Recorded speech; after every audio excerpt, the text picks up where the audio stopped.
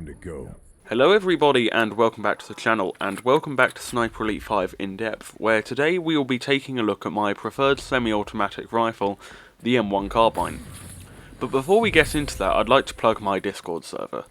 Discord have added a brand new and shiny forums mode, and Discord voice chat is now available on Xbox, so there's no better time than to join the server down below. So, without further ado, let's get into this.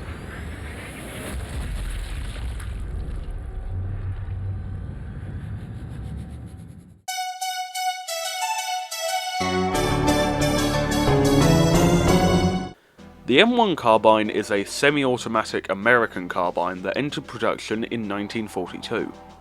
The carbine was designed as a lighter weapon to provide rear echelon troops and NCOs with more firepower than the 1911 could offer.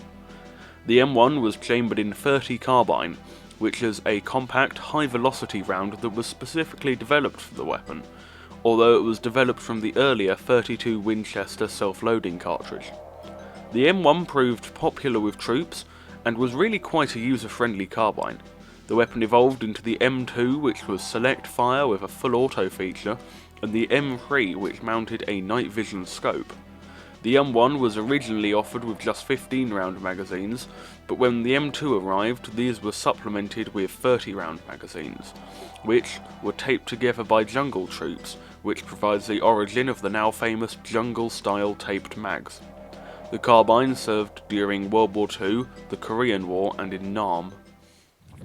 In-game, the M1 Carbine is a very good rifle. It boasts the fastest fire rate of any of the rifles, along with superb all-round accuracy and the lowest recoil in its class. To top this off, the recoil recovery times are the fastest of any rifle, and it also sits atop the tree in terms of time to aim, equip time, and magazine capacity, and boasts the quietest audible range of any rifle bar the Delisle. This is undoubtedly a strong start for the M1, but with upsides this heavy, the downsides are massive too. The weapon has a terrible effective range, along with poor muzzle velocity, and the lowest damage of any semi-auto, and almost on par with the pea-shooting Delisle. Its reload time is also rather long to compensate for its large capacity. And one important downside is that it stupidly cannot be used with just iron sights, which is a shame, as of all the rifles this one would work best with just irons. Whilst there are comparatively few downsides compared to the upsides with this weapon, the M1 flounders in the three most important categories for a true sniper rifle, those being range, damage and muzzle velocity.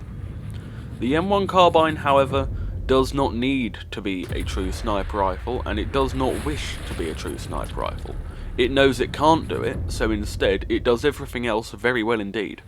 If you want to go stealthy, the M1 Carbine is an excellent choice, as the audible range can be taken down to 45 meters without subsonic ammo, if you choose the right attachment, and it has the ability to pull off rapid follow-up shots, which is something that the Delisle and the Srem just can't do. The M1 also allows the player to play very aggressively if they want. The weapon has exceptional handling times and the ability to have a 30-round capacity, which makes it the perfect choice for the super aggressive setup that works very well with the more run-and-gun meta of Sniper Elite 5. Of the three supposed metas of the game, those being stealth, run-and-gun and sniping, the M1 Carbine does the first two very well indeed. It's a truly versatile rifle, and probably the strongest it's ever been in the series. Now I want to go through two custom setups I've made for the M1 Carbine, the first of which is a stealth setup. For ammo, I took armor-piercing ammo and subsonic ammo, because they're the best.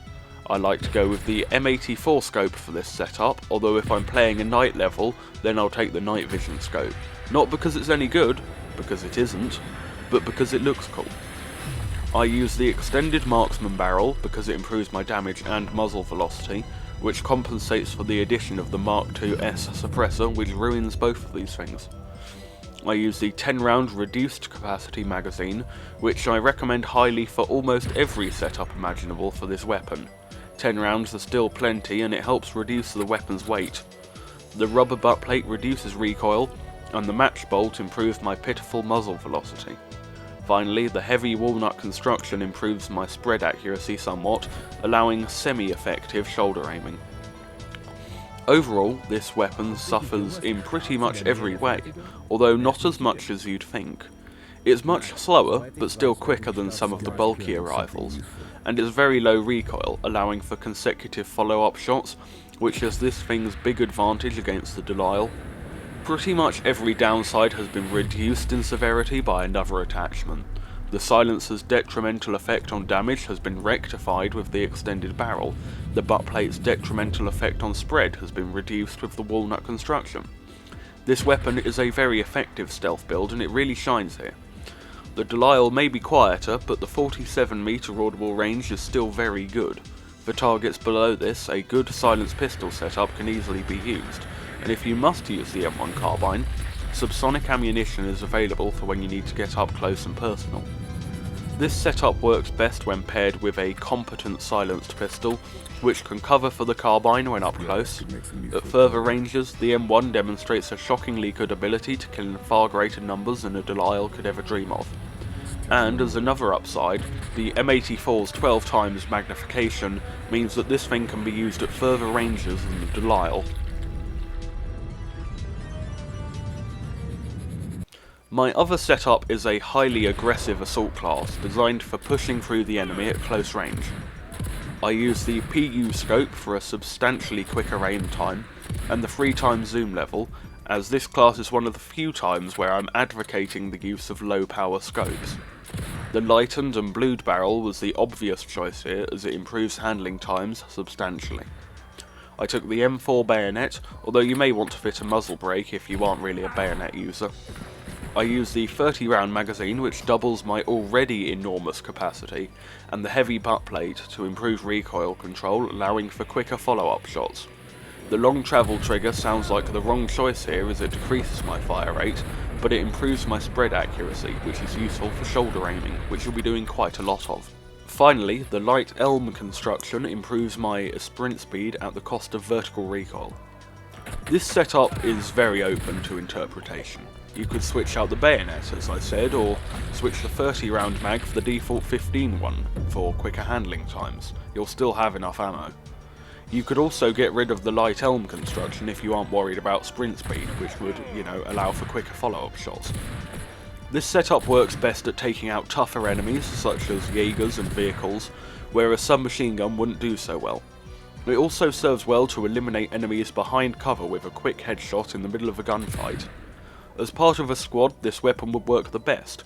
Have one player handle long-range threats with something like a Springfield or a 98K, whilst you mince anyone up close. I still don't fully advocate the use of a rifle in place of a submachine gun, as SMGs are generally more effective than rifles up close, but if you absolutely must use a rifle as an SMG, then this is the way. With a little bit of alteration, say maybe fitting a higher power scope and removing the elm construction, you have a great weapon for taking out large groups of enemies, say a truck full of reinforcements, at medium range. The M1 Carbine really is a versatile weapon, and it makes good sense to use this ability by fine-tuning it to your liking. Thank you everyone for watching the video. Remember to like, subscribe and comment. It costs you nothing and it's a great way to help out the channel. Stay safe and goodbye.